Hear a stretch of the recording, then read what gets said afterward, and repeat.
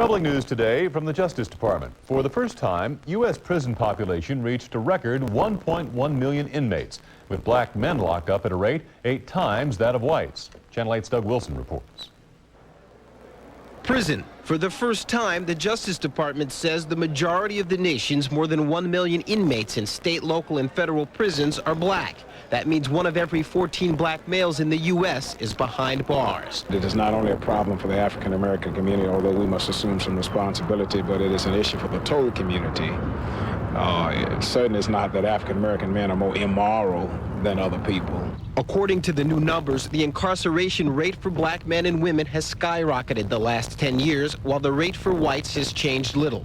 Some civil rights leaders argue strict new mandatory sentencing laws have had a disproportionate impact on blacks. Across the U.S., the inmate population rose 10% in half the states compared with last year, according to the Justice Department. Texas had the biggest gain of all, with 27% more inmates, followed by West Virginia and North Carolina. More and more states are grappling with the already considerable cost of locking up inmates by building expensive new prisons to house them. We got a serious problem in that we are warehousing people, and we're not really dealing with those issues, those circumstances, those conditions, which help to create these problems. Advocates for inmate rights say more and more prisons are not the answer. But the public, fearful of crime, continues to push state and federal lawmakers to lock up lawbreakers for a long, long time. Doug Wilson, Channel 8 News.